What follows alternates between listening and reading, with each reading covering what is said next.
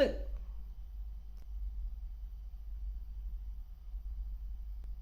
This is the first ever video that I'm doing that incorporates horror stories, ghost stories, personal experiences, anything that's scary,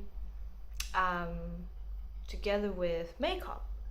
And I just thought that's quite a fun thing to do, since it's two of the main things that I'm very interested in, which is, you know, scary stuff and makeup. I've got two stories to share today. One is from my friend from Hong Kong and one is from my friend in the UK. Yeah, I mean, if you guys have any stories that you'd like to share, please send me an email. My email is written down below, so please send me anything related to murders or paranormal experiences, or even, you know, interesting cultural thing that relates to anything spiritual and paranormal. What look should I do though? Since I've got this new hair color, it's my second time being blonde or grey.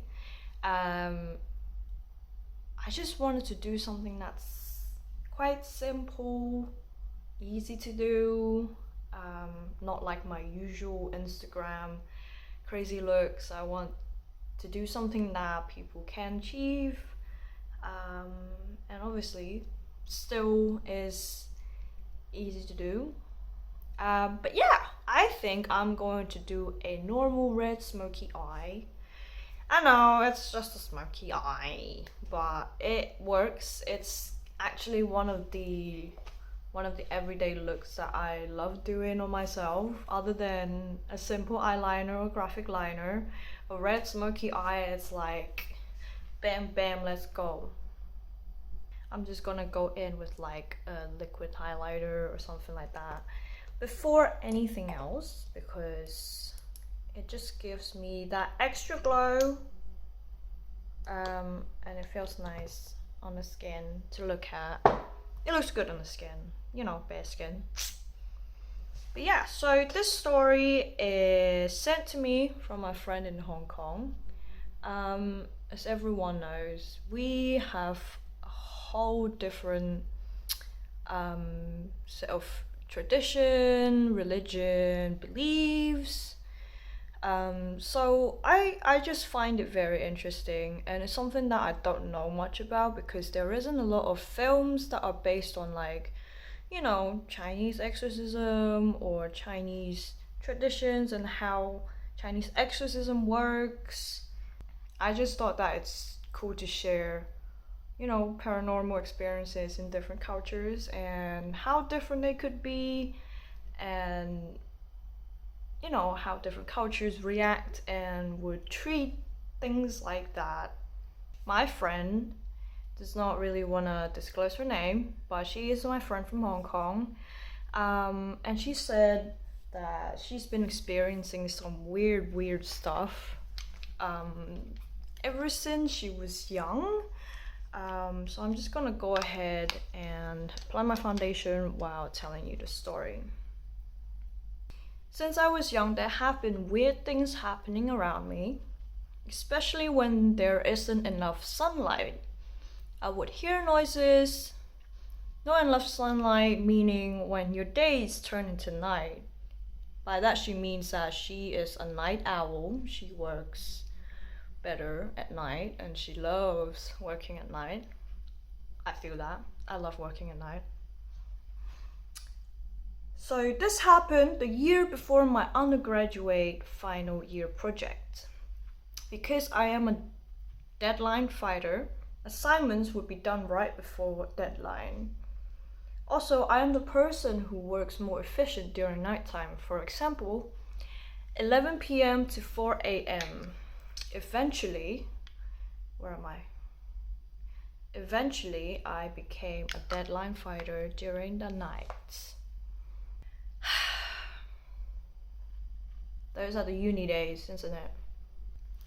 For 3 to 4 nights, I have been staying up late to work for my final year project right beforehand in. My parents went to the bedroom to go to bed. I was the only person in the living room on the sofa typing away. I heard someone talking, but I didn't pay attention to it. Thinking I must be really tired, so I went to bed a bit early the first night at around 2 to 3 a.m.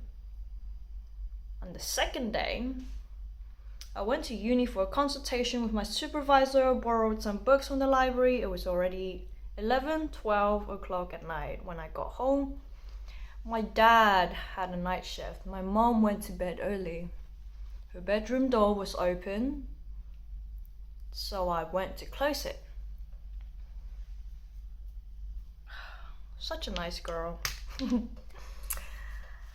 In case I might wake her up when I get in and out of the shower. So she went to shower. Weird thing is, I do this every day and I remember clearly her door never made any sound when closing. But I heard a noise that sounded like an old metal gate closing. Let me just say to you, like old houses, we still have like metal gates. We still have metal gates in our apartment in Hong Kong because it's a whole building. There's only one security guard on the ground floor, but to keep everyone safe, people like to either have like a fancy lock or actual metal gates, which is really cool. It makes really loud sound. But yeah, I thought to myself, maybe I heard it wrong. I didn't care about it and I went to my bedroom to pick up my clothes for shower. After the shower, I was drying myself. I heard a noise of a carousel toy that goes, I guess, making them funny, weird sounds. That is when I thought something was wrong. I went out of the bathroom and heard the opening and closing sound of the old gate again. I was sure all the doors in my house are sliding doors. They would never make a sound like this. I also thought to myself, the sound might just be the fish tank. While I was thinking, I heard the old gate again. That night I went to bed early. That's actually quite frequent. It's like constant random noises, kind of creepy. And on the third day, I was working on my assignment during midnight. A deep male voice that sounded kind of like moaning in my room. Oh God, I hate that. I would think that's my neighbor. Well, she said, I thought who would be having sex upstairs this late at night? Anyway, I moved back to my parents' house before I went to university. That was a few years ago. Before that, I only ever sleep over in my room at weekends. A lot of things were kept underneath my bed. So like junk, I guess? I got loads of that. There was one time my mom heard a beeping sound. She searched for that sound for a very long time. Unexpectedly, she found an old phone that belonged to my uncle in a plastic storage box. It's probably the Nokia like brick kind of phone. So that box was kept underneath her bed. Keep in mind that things underneath my bed have been there for many years, I guess for storage. My mom got really scared because the phone shouldn't have any power and shouldn't be ringing.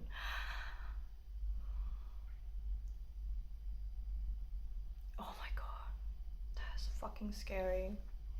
Anyway, another thing that happened was, one day my mom came back from home and left her keys in front of the TV. She turned around and thought, I should put the keys in my bag. When she went to grab it, the keys weren't there. She looked through the whole house and no luck. So my mom shouted, stop playing. I guess her mom already knows that something isn't right in the house or something. And the keys appeared back to the place that she has searched before. How fucking crazy is that? Oh my God. it's not one of the it's not one of those incidents where, oh my god, where's my phone? And you know, it's like underneath your bag or something like that. It's literally things appearing and disappearing. After our stories, my dad laughed because my family worships our ancestors and we have landlord god. Meaning we call it Daeju in Cantonese. It doesn't mean a human landlord. It literally is he's an earth deity. He's almost like an earth god or something like that. We worship the landlord god so he can protect the land that belongs to us. Yeah, so we usually, you know, burn incense, put it there so he can protect us. We also worship the god who are responsible for the day. I don't know what they're called, but yeah, no matter what, it shouldn't be disturbing this family. So this is the part where I go slightly quiet. What do you guys think so far? What is it? You know, when she typed it to me, my friend typed this story to me, she was like, oh, I wish I know what it is because, you know, I've asked people and they don't really know what it is.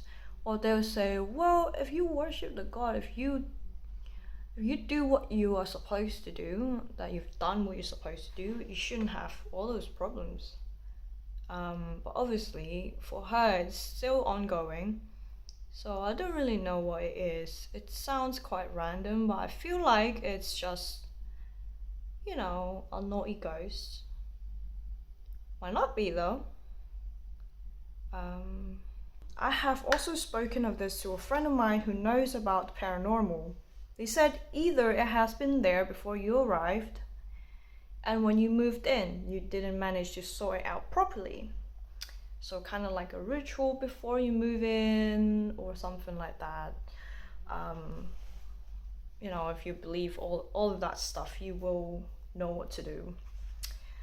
Or someone brought it into your house later on. The best solution for me is I should take some more time out to get more sun, because if I sleep at 4 a.m. and wake up after midday, I would miss out on daylight. If a person doesn't get enough sun, it is very easy to get closer to the spiritual world. So that day I went to Saikong, which is like a outside country bit of Hong Kong.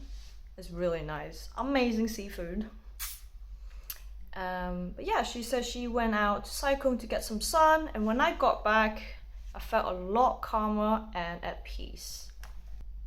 It is true, you know, it could also be like a health thing. Obviously, if you're not healthy or anything, you tend to, you know, have a closer vibration to the spiritual world. Especially when they always say that when someone is so close to dying, they would start seeing things and hearing things, or even near-death experience. I had a housekeeper. She doesn't work with us anymore, but she did kind of you know, she told me something about her experience, and she did have a near-death experience, which was, you know, refreshing to know. Because I never really sort of thought that was a thing. Fast forward, I started working a job. I told everything to a colleague who's at mommy level. She knew I have a landlord god tablet in front of my entrance door. That's very, very, it's seen everywhere in Hong Kong. You know, you would even see it on the street, like a little red thing in the corner of the street, on the wall. It's really cool, you know. If you see it, don't do anything to it, please.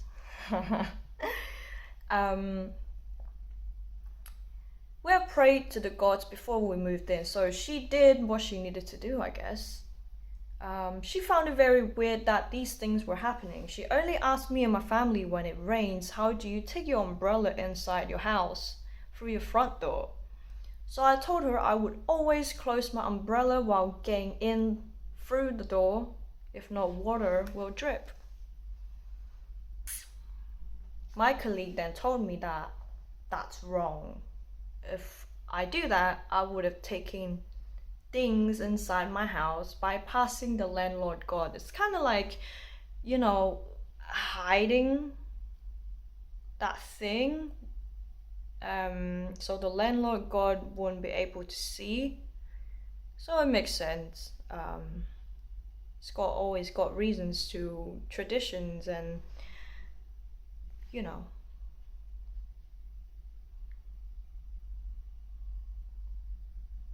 Sorry, I've gone quiet. Just blending these edges out. Anyway, the right way would be to get through the door with your umbrella open. However, since my family worships our ancestors and gods, whatever I have taken into my house would be harmless. They would want to make noises for you to notice, to let you know that they're here. They want their existence to be acknowledged. That's true. And that was the first story. I'd say, oh my god, there has been so much happening in her house, and whatever her family has been experiencing is scary. I mean, I have experienced something like that as well, but I didn't really pay much attention to it. I always think that it must be, my neighbors or, people living upstairs. Things like that. But if anyone here knows anything about, what it might be and what might help my friend in this situation, about not having enough sunlight and things moving around, things making noises, please let me know. I think sometimes she does get quite scared and things like that. But at the same time, she does have like amulet and stuff like that. So she would go to a shrine or a temple, and they would get amulets and protection amulets, stuff like that. For luck. I love those. They're like really cute. Little things that you can carry in your purse, in your wallet, so you don't lose it. But usually those stuff are, blessed by the priests, monk, blessed by the monks, and we call it Hoi Guang, right? Hoi Guang literally means opening something to the light, I believe. Well, that's what it literally translates as. But yeah, such an interesting story. Probably normal. Hong Kong has such a great history, and we've gone through a lot, with war, invasion, and other stuff like that. So there are places in Hong Kong that has been like a mass grave and stuff like that, and that has been turned into, let's say, a car park or something similar that nobody lives in. So it really, really is something that is worth looking into, and it's very interesting as well. So I hope to have more stories from Hong Kong. The next story is from my friend Brody. She's an amazing photographer, really fun to work with, and she's super, super talented. You guys should check out her work. I will put her Instagram down there, so you can check it out. This next story is based on her hometown in Yorkshire, in the UK. I'm just going in with like a really nice dark brown that isn't too red, almost like grey brown, like quite a neutral brown to just, deepen the red, give a little bit more definition around the eye, especially on the outer corner. Oh, so satisfying to do, you know, a red eye. I absolutely love it. It's so easy to do as well. And it really gives you that, you know, My Chemical Romance eye look. I'm just joking. You know who actually made me love a good red smoky eye? Phil Vallow. Oh my god. Absolutely delicious. I'm sure a lot of you guys know about this black monk. You know, people living in the UK. I have not heard of anything about that. So I am very excited to read about this. So this apparently happened a decade before the Amityville and Enfield Poltergeist cases came to public attention. Super famous. Lots of people made, you know, films about it and stuff like that. So not many people know much about this case, but it has been acknowledged as Europe's most violent haunting. How the fuck do I not know about this? Anyway, it took place in the town of Pontefract. Pontefract? Pontefract? I don't know how to... Anyway, which is where my friend Brody lives, apparently. The address is number 30 East Drive on the Checkerfields estate, stood on the corner at the top of a hill.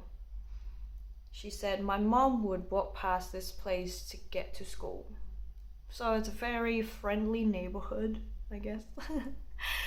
The people that live there, John and Joe, whatever the last name is, I can't pronounce that, Pritchard. Their son, Philip, aged 15, and daughter, Diane, aged 12. The poltergeist later became known as the Black Monk of Pontefract, began haunting the family in 1966. Oh god, that's the worst, isn't it? You know, you're living alone, fine, but you got family, you got kids, especially kids. They're the most prone to all, you know, seeing things and things like that. And I know that because that happened to me. And whatever happened to me, we will have to talk about it later on, maybe on the next episode. Water pools, lights keep turning on and off, furniture overturning, pictures being slashed, objects flying and levitating, knocking sounds, objects disappearing and appearing again. That sounds exactly like what my friend in Hong Kong experienced. You know, weird sounds, heavy breathing sounds. What else did she write? Objects disappearing and appearing again. Apparently there's also foul smells, farmyard noises, sudden drops of temperature, cold spots, and a mysterious black-robed figure whose appearances became more and more frequent were all reported at the house. I'm always thinking black-robed figure, because if it's a spirit that is really, really, you know, vicious and full of vengeance and stuff like that, so something that has really negative energy, it would be black, right? So I don't know why they call it the monk. Maybe it's just a nicer term, nicer name for him, right? Anyway, let me just do like a tight line on my eye. Tight lining just pulls everything together. The police, the local MP, and the local vicar were all witness to these happenings, and all attempts to exorcise the house were unsuccessful. That sounds like a demon? Well, I'm not a expert in this, but I mean, foul smells, all of this weird thing flying around, sounds. It just sounds like, a demon infestation as described in most demon films. Don't you think? I'm just basing those off, you know, information that I find in films. The first occurrence happened when the family was on holiday and Philip and his grandma Sarah were left in the house. When Sarah was alone in the house, she felt a gust of wind despite the weather being warm outside. That just sounds like the UK. Like, it's hot and all that, but as soon as the wind hits, you're like hella cold. That's me. Anyway, and when Philip re-entered the house, he noticed white powder falling from mid-air around his living room onto the floor. The first assumption was that it was somehow falling from the ceiling, even though it had been recently decorated. They were confused and scared, and Sarah consulted her daughter, Marie, that lived across the road. When Marie saw the white powder, she tried to clean it up with a cloth and had slipped in a pool of water that has formed on the kitchen floor. Numerous puddles of water began appearing on the floor, and at this point another neighbor had come over to inspect what was happening. They decided to report the leaks to the water board. Later that day, a man from the water board appeared to check the pipes and drains to see where the water was coming from and suggested that it may be condensation and went away to report it to his manager. Water pool though, like that's a lot of water to form a pool, plus why is it was white powder, no? Like, when did powder become water? Well, powder to liquid foundation. Later that evening, 7 p.m. roughly, Sarah was watching TV when she heard Philip in the kitchen shout. It was happening again.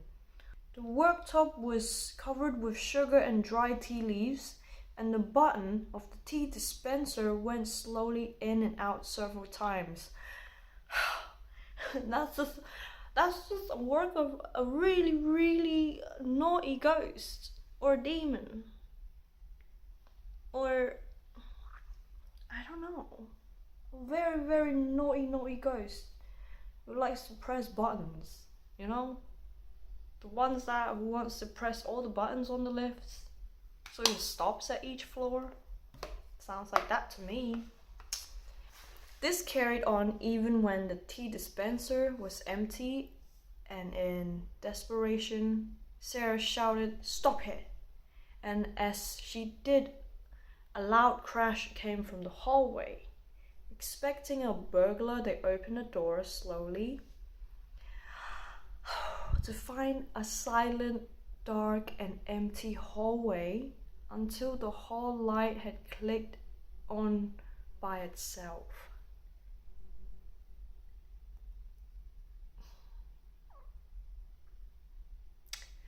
They slowly made their way to the foot of the stairs, and a plan which was usually at the foot of the stairs was now set halfway up them, missing its paw, which was on the landing above. Yo, like literally each line is just getting worse and worse. Another loud sound came from the kitchen, which happened to be the crockery. Is that how you say it? Crockery? Cookery? Cupboard vibrating as if something was trapped inside. That must be my cat. I don't even have a cat. There was a sudden chill in the air.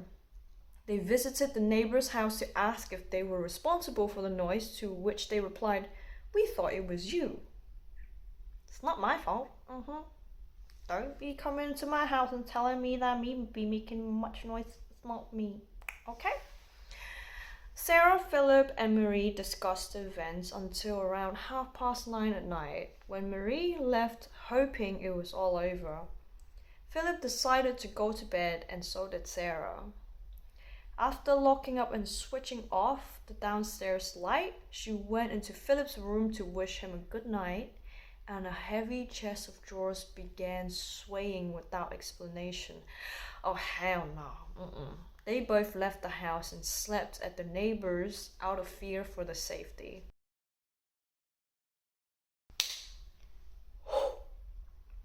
Second phase. When the rest of the family returned from holiday, the disturbances had stopped, so they concluded that there must be a logical explanation for what had happened. For 2 years they hadn't had any sign of paranormal activity. That's great. 2 years. The poltergeist phenomena suddenly began again, this time plaguing the family for several years, though they refused to succumb to it and move from the home. It became so common to the family that the poltergeist became known to the family as Fred. How can you name something as something when you don't know what they are supposed to be called unless they ask for the name? I can never name something that disturbs me. I wouldn't give them the power, you know? Anyway, it's not my house. The main target of the activity during this second phase was their daughter, Diane. She was often dragged up the stairs by her throat by an invisible hand that left lacerations on her neck. Loud crashing sounds were common, especially in the presence of outside company. Objects went flying around the air and crashing. Exorcisms were performed on 2 occasions, but they only seemed to agitate the situation. That's terrible, man. It's like, what else can you do? You know, you're already asking the people who's supposedly to be able to, you know, sort things out, and nothing worked.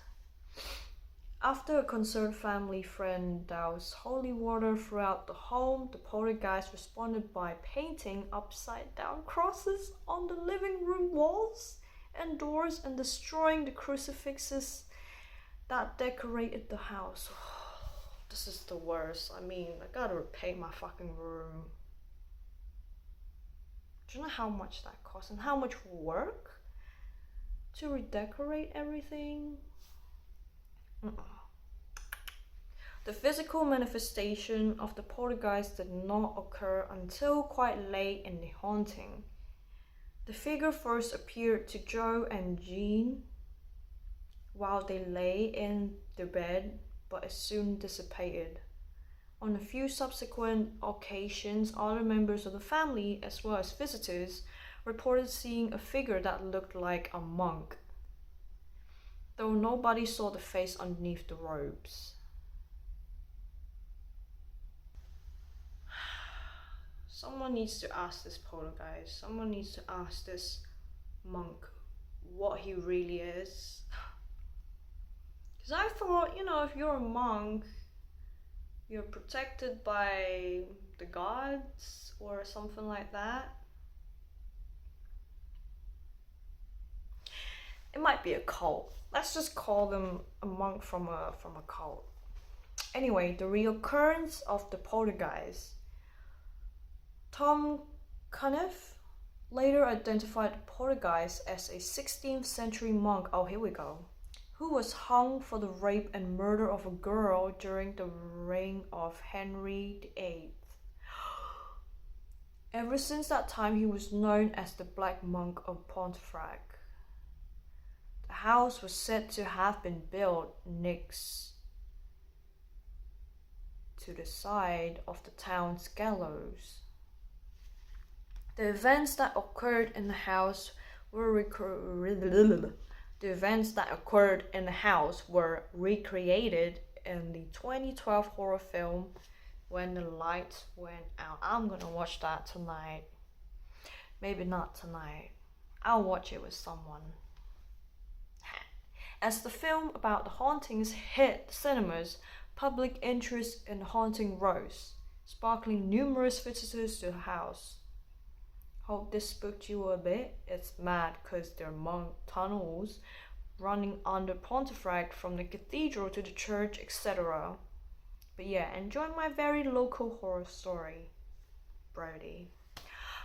Thank you so much for this amazing story. 2 amazing stories. I mean, people used to get a lot of these experiences. What about now? You know? Where did all the hauntings go? Is it because there's so many new houses were built and many were destroyed? Like, why is that so different? Where is the 2020 haunted house? You know? And goddamn, that 16th century monk is still around, and does no one heard of him ever since? Or like, where did he go? Who lives in that house now? That's just a lot of questions. I mean, I love all these stories, but sometimes I'm kind of like, right, so what was the 2012 horror story? Where's the 2013 haunted house? It just seems like everything that's scary belonged to the past. But anyway, I enjoyed making this video. It's slightly hard because, you know, I'm doing my eyes while having to look at what I needed to say. So sorry if it's a bit, you know, but I'm trying to get used to it. This is the first video where I'm like talking, sharing, talking a lot while doing makeup, and it's honestly a bit, you know, tricky. I don't know how people do that, but I hope you enjoy what I did today. Remember, if you have anything that you want to share, send me an email and I might just share it. So yeah, have a great day, have a great night, enjoy your day, don't get haunted, don't touch no weird boxes and stuff. But yeah, I hope you guys are doing well. So I'll see you guys next time. Bye bye.